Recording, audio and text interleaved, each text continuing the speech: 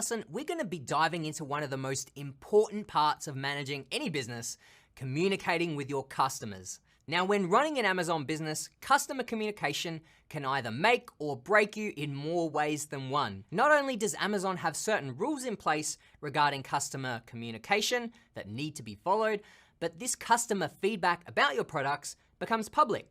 And this is also public to every single one of your future customers as well. So keep that in mind. Now, hopefully your listing is so complete that no one will ever have a question about your product.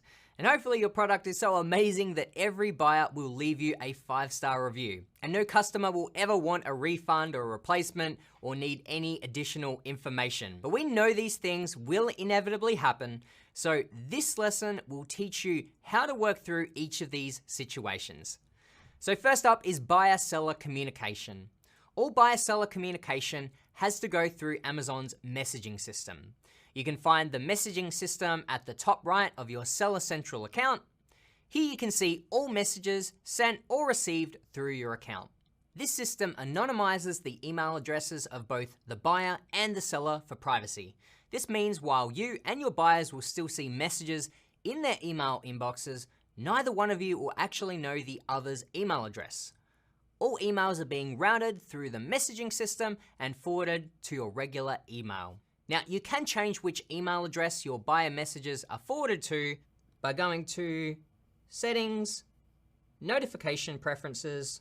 When you use services like our email campaigns tool, we link to your Amazon account and the messages are still sent through your Seller Central account. These follow-up emails are sent to each of your buyers after they purchase your product and are a great way to open the lines of communication and ensure a positive customer experience occurs. A simple email that lets the buyer know you're available to assist in any way with their purchase will deter a lot of potentially negative feedback. Amazon is pretty tight on their policies about what you can and cannot say in these emails, so I encourage you to go back and watch the video in the Academy where we go over best practices for follow-up emails and we show you how to set them up. Now, if a buyer does send you a message, it's important to respond within 24 hours.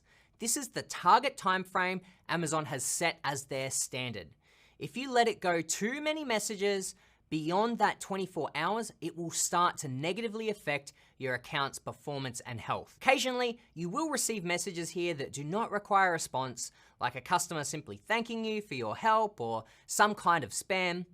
All messages, even ones like this, need to also be attended to within 24 hours. There's a no response needed button in the messaging system that you can click for these types of messages. In addition, having the Amazon Seller Central app on your phone is a great way to keep on top of messages since you can respond anywhere you are from your phone. So now let's talk a little bit about what to say if a buyer writes to you and complains about a product. For example, "Dear Jungle Sticks, I just got my marshmallow roasting sticks and I'm disappointed because a bunch of them were broken. This is not what I was expecting for $20. So in this case, and any time that you're interacting with customers, it's best to take a helpful and sincere tone. You want to fix the issue for the customer and turn their bad experience into a good one, even if it costs you a few bucks. I've found that a bunch of positive reviews actually come from buyers who initially had an issue with a product, but by providing excellent customer service, they instead left a positive review. Whereas perhaps if they would have had a positive experience from the start, they may not have left any sort of review. Now, in this case, I would do a couple of things. Number one, respond right away, thanking the customer for reaching out and apologize for the issue. Next, I'd send them a replacement item, and in certain cases, refund their purchase as well. You can use your best judgment here. If the customer is extra angry, then a replacement and a refund will usually do the trick. Sometimes a refund isn't necessary, like in this case. Here's a sample of what I might say. "Dear John, thank you for reaching out and I'm so sorry to hear about the issue with your jungle sticks. They should definitely not be broken and I understand your frustration." This is where you're reiterating the problem. "I've sent out a replacement pack and it should be delivered to you shortly. If you have any other questions or concerns, please let me know. I'm here to help in any way I can. Again, thank you for the purchase. All the best, Lenny, Jungle Sticks Customer Support Team." And this is where you can add some sort of customer service title to add some professionalism to your business if you're just a one-person team. Also, if you feel that they deserve a refund to reduce the risk of a bad review, then you can add in something like, I've also refunded your purchase and you should see your money back to you in a few days. I hope this helps ease your frustration with your purchase. Now, if buyers ask how to return the product or offer to send it back, assure them that it's not necessary unless it's a really pricey item that you would actually want back. Usually the cost of shipping something back to you or to Amazon is not even worth it. You also want to avoid any returns going through Amazon since the number of returned units is being tracked against your order defect rate that we spoke about in the last lesson. In the end, even if you eat the cost of the order and the replacement and the shipping for the replacement, it's more beneficial than running the risk of a negative review. I once had a very disappointed dad that ordered something for his daughter to take to college that arrived damaged. She was leaving the next day and a replacement would not have reached him before she left. I asked him if he would like me to send it to him, letting him know that it would be several days for delivery, but I also offered him the option of shipping it directly to her school. He was really appreciative, chose that option, and gave me the address to ship to. I also refunded his payment. He left a great review about the product and the customer service on the listing. It may have cost me $20, but the money I've made from an additional positive review and avoiding the negative one will probably benefit me hundreds of dollars over the lifetime of this listing. So now let's look inside Seller Central and I'll show you how to issue a refund and send a replacement unit. One place that you can find the customer's order is directly inside of their message to you. Just come over to the right and click on the ID. This brings up the order page. Alternatively, the other place to find your orders is by coming up to Orders, Manage Orders. Then just click onto the order number to bring up that particular order. If you're looking to issue a refund, just come up to the top right and go Refund Order.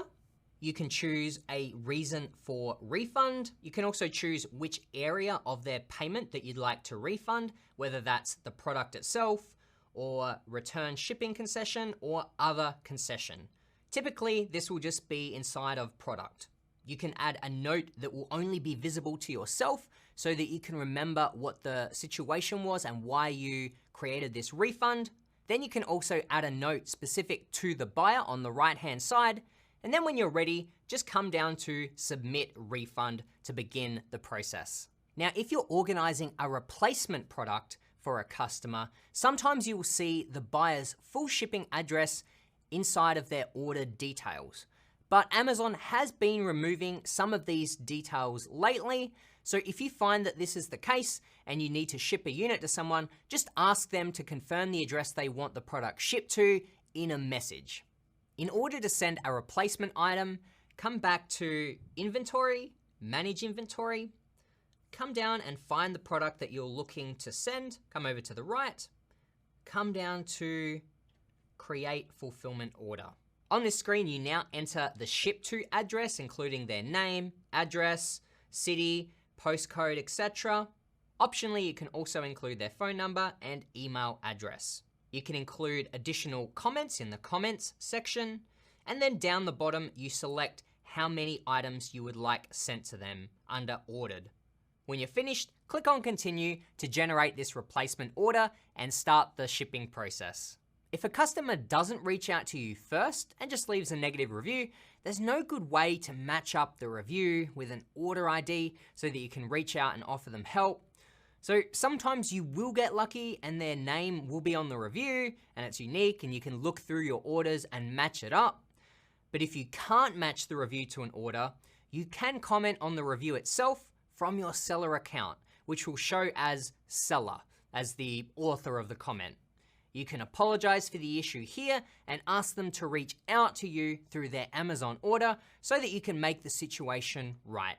Sometimes it's not necessary, or you may feel like the situation is just better left alone, but you can also follow up with any customers that you have sent a replacement item to in order to check in and make sure that they're satisfied. You'll essentially just need to use your best judgment if this is appropriate in each situation.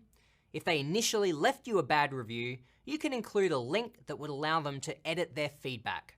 Never ask them to change a review or use any of the off-limits language like, if you're happy, please change your feedback. You can simply include the link in the email and say something like, I've also included a link to your original comments. Feel free to update them here. The next place where you want to be mindful of customer communication is in the question and answer portion of your listing. This is the section where potential buyers can ask questions about the product before they buy. You'll be notified of a question being asked here via email and can respond directly as the seller with the link provided in the email from Amazon. Amazon usually also emails people who previously purchased their product so that they can offer their answers and opinions to help the prospective buyer make an informed decision. The same rules apply to the Q&A section as before. Reply and answer the question as soon as possible. If you take too long, the chance of the buyer purchasing from another seller is very high. So be polite, helpful, and honest. If they're asking if a product will suit a particular need and you know it likely won't, be honest and tell them what your product can do. It's better to underpromise and over-deliver. Again, it's all about the customer experience, and a quick sale is just not worth a potential bad experience. Now, the Q&A section is also a great place to gain insight for product research and product improvements. You can check your competitors' listings in the Q&A section and see what are the most asked questions. If something stands out as always being unclear, you know that you want to make that a point front and center on your listing. You can also find things to improve upon from these questions on your listings as well as your competitors. Find things that you can add to your listing or even your packaging to avoid confusion. Sometimes these are just points that you overlooked, but that matter to the customers. Some that I have seen that would be simple to add to packaging and listings are, is it microwavable, dishwasher safe, BPA free, safe for children, safe for pets, reusable, instructions like washing, assembly, different use cases, etc. The key takeaways from this lesson should be to always respond to your customers as quickly as possible and really try and answer their question or fix their problem. Good customer service can set you apart from your competition, one interaction at a time. Always abide by Amazon's rules for communication, and when in doubt, play it safe and change your message. Last but not least, put yourself in your customer's shoes and think about what response would satisfy you if you were on the other end. In the next two lessons, we'll move away from any customer-facing topics like listings or reviews or messages and focus on some behind-the-scenes management of your business. I'm talking about storage fees and what to do with any inventory that is returned or damaged. See you there. In this lesson, we're going to talk about storage fees and limits. Now, this isn't the most exciting of topics, but they are an inevitable part of doing business on Amazon, so it's better to be informed than surprised when those fees start to roll in. Now, storage fees are exactly, as the name implies, a fee that you pay to Amazon for storing your products in their warehouses and fulfillment centers. There is no free period, and your goods will start accumulating storage fees as soon as they arrive. Now, this does kind of suck because in order to utilize FBA, your goods have to be in Amazon's warehouses.